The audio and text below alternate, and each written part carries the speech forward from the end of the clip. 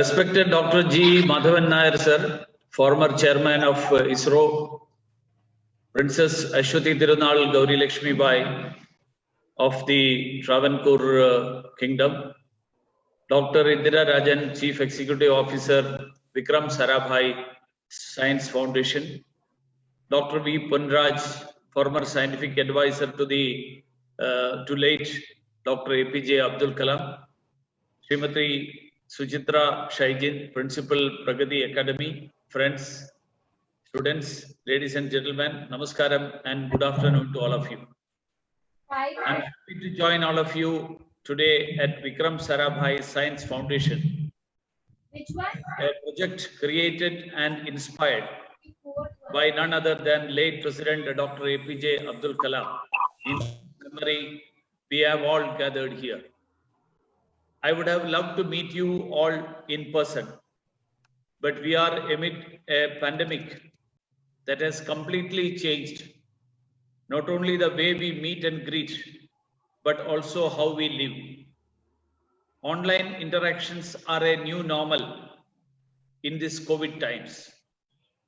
I am happy to connect with all of you in this way and share my thoughts.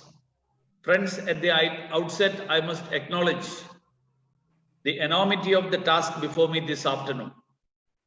To speak about the life, times, and vision of a man who is so enormous in stature is not an easy one.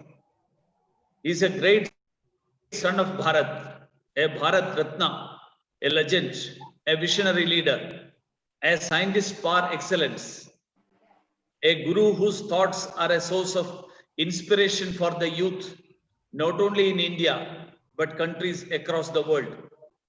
A great humanist who lived a life only to serve his nation and its people. But as Kalam would have said, and I quote him, courage is about doing what one is afraid to do, unquote. Let me accept this difficult task with all humility. Also, I am glad that I am able to speak about this great man at the Vikram Sarabhai Science Foundation program, an activity intimately associated with Dr. Kalam and which he had initiated. Whenever I think of Dr. Kalam, the first thing that strikes me is the word dream. Not very often we associate dream with men of scientific profession. But Dr. Kalam made it the magic word that keeps firing the imagination of scores of young men and women across our nation. His own life was a dream for excellence, a dream for emancipation of his country. Born on 15th October 1931 at Rameshwaram in Tamil Nadu, in a very humble family, Dr. Kalam became one of India's most celebrated scientists. He developed India's first indigenous satellite launch vehicle, the SLV-3, at a time when India's space infrastructure was rudimentary and the space technology was an exclusive reserve of a handful of nations. As many of you would agree, the most iconic picture of the Indian space program is the one taken by Henry Cartier-Bresson, showing Dr. Kalam's colleagues carrying rocket parts by the bicycle to VSSC. It's because of the dream and determination of this great soul, India was able to achieve a position of glory among spacefaring nations today. The Polar Satellite Launch Vehicle, or the PSLV, which is the pride of our space program, was pioneered by Dr. Kalam. Today, with PSLV, we can even launch 100 satellites into space in one go, which we recently did, with a budget, as someone put it, less than what is required for making a Hollywood movie. Dr. Kalam was not only a great scientist, but a visionary leader. His vision for India was not only of technological prowess, but also strong strategic capabilities which would enable our country to defend itself in case of any external aggression. During his stint as the head of Defense Research and Development Organization, or the DRDO, Dr. Kalam transformed India's missile defense program. His work earned him the name Missile Man of India. Further, I am sure you are very well aware of Dr. Kalam's role in India's peaceful nuclear explosion in 1998 under the leadership of former Prime Minister Shri Atal Bihari Vajpayee. Friends, the life of Dr. Kalam is one of inspiration to all. He was born in a humble household, as I told you earlier, in a geographically disadvantaged region of India. In his childhood, he had to sell newspaper to continue his school education through scholarship, though scholarship helped him to pursue aeronautical engineering in Madras Institute of Technology. Dr. Kalam never lost hope nor gave in to adversity. With his sheer perseverance and hard work, he went on to become the President of Indian Republic, the highest public office in India. In his long and distinguished career, he never lost humility, honesty, and integrity. His life is the best example that human beings could get to shape their own through strong will, courage, and commitment. He excelled in whatever he did. He earned respect and laurels from everyone, including children, scientists, and political leaders from across the world. He connected with everybody and spoke their language. People was at the center of whatever Dr. Kalam did. He put technology at the heart of his efforts for emancipation of our people and the nation. He was a pioneer. I won't describe him as a teacher, because teacher is something different. I would say that he was a guru, an acharya, who practiced what he professed, who believed in transformation than just transfer of knowledge. Dr. Kalam wanted you to lead India's transformation into a knowledge society. For this, he wanted a strong foundation laid for students right from school days. An ardent follower of Swami Vivekananda, he wanted education to bring out the best in human beings. To Vivekananda, education was not only collection of information, but something more meaningful. He felt education should be man-making, life-giving, and character-building. To him, education was an assimilation of noble ideas. In the same way, Dr. Kalam also wanted education to help the student to transform into responsible citizens. He envisioned a value-based and holistic education system that can help a student to make informed choices. Dr. Kalam often described poverty as the biggest enemy of humanity. He wanted the children, the young minds, to understand the ground realities of India and wanted them to develop an attitude to serve the motherland. Friends, the real purpose of science and technology research is to make people's lives better. Scientific inventions and technological innovations must have a positive impact on individuals and communities. The two stalwarts who were an inspiration behind setting up this institute did the same. Sri Vikram Sarabhai, when asked about the need to set up ISRO, stated, and I quote, "We are convinced that if we are to play a meaningful role nationally and in the community of nations, we must be second to none in the application of advanced technologies to the real problems of man and society," unquote. He was very clear right from the beginning on the need for science to assist human advancement and development. Thanks to his vision and efforts of our scientists at ISRO, like Dr. Madhavan Nair, who is present in this function, and other institutions, Now farmers are getting accurate information on rains, weather patterns, etc. Same was the vision of Dr. APJ Abdul Kalam, who strengthened India's defense might with advanced technology and at the same time constantly worked to take technology to common man throughout his life. One stellar example that comes to my mind is the story of how Dr. Kalam used his knowledge of rocket science to alleviate the pain and suffering of polio-affected children.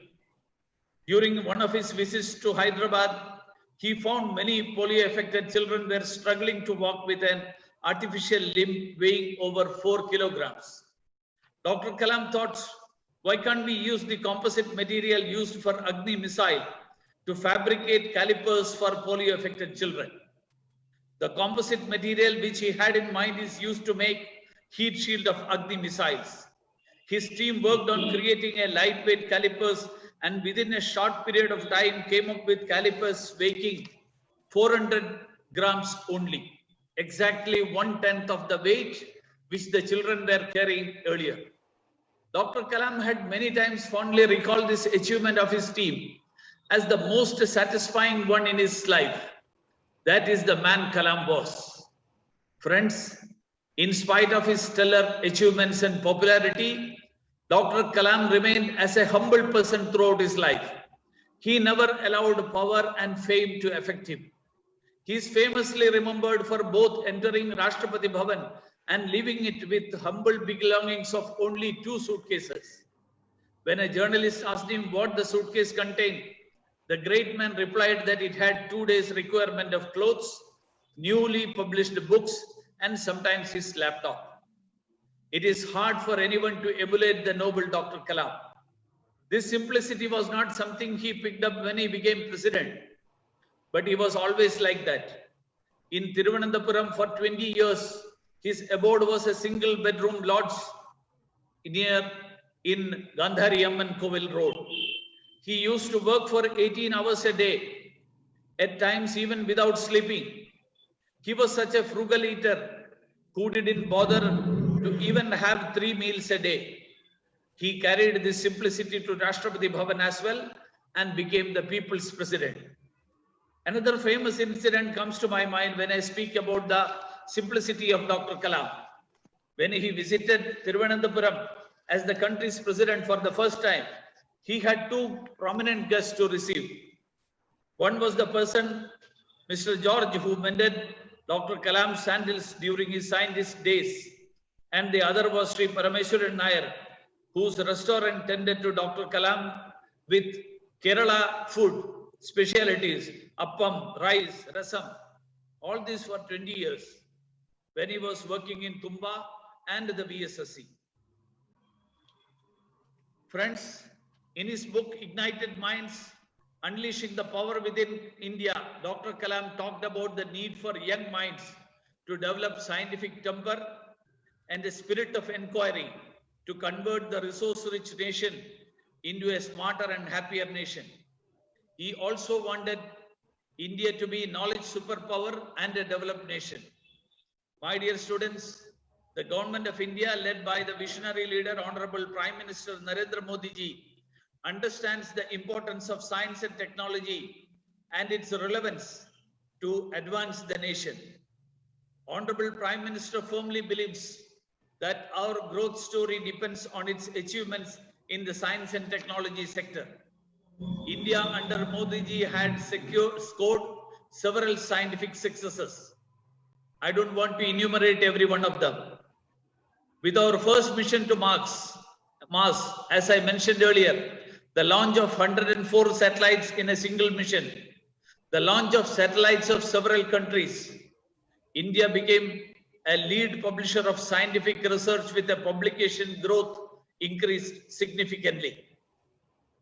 Today, on a larger scale, science and technology are being used for governance in the country as never before. Government can transfer money into beneficiaries' account in one go through direct benefit transfer. Millions of deserving people receive cash transfer under various schemes directly into bank accounts. It was made possible with the help of Aadhaar-enabled technology known as the JAM Trinity.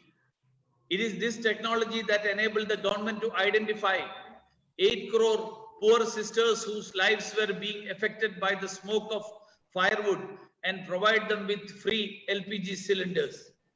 Thanks to geotagging and data science, speed of our projects has increased. With the provision of real-time monitoring, the gap between the scheme and the beneficiary is now ending. Dear students, since a lot of youngsters are listening to me, I would like to conclude by referring to one of his thoughts for the youth. He asked, and I quote, "All young friends, what would you like to be remembered for? You have to evolve yourself and shape your life. You should write it on a page. That page may be a very important page in the book of human history, and you will be remembered for creating that one page in the history of the nation." Unquote. This is a profound thought. Dr. Kalam decided very early in his life that he would like to become an aeronautical engineer. He equipped himself with the required knowledge to achieve that dream and went on to become a great scientist. This has a great message to all of you. With a clear aim, right knowledge, and hard work, Dr. Kalam achieved greatness, and I am confident that our country will be blessed with many more Kalams if you all make it a point to imbibe this mantra in your life. On this day, the greatest tribute that we can all pay to late Dr. Abdul Kalam is to rededicate ourselves for creating an enlightened society, a clean environment, and for the cause of a strong, technologically advanced, secure, and prosperous India. As I conclude, I would like all of you to develop an interest to serve our nation in whichever areas you choose. Cultivate the habit of reading about our great scientists and freedom fighters. Understand the history, culture, and diversity of our great nation. Indulge in at least one physical activity, be it yoga every day or some other sports to keep the body fit. Stay safe and follow all the hygiene protocols to stay away from COVID. My best wishes to all of you. Namaskar. Jai Hind.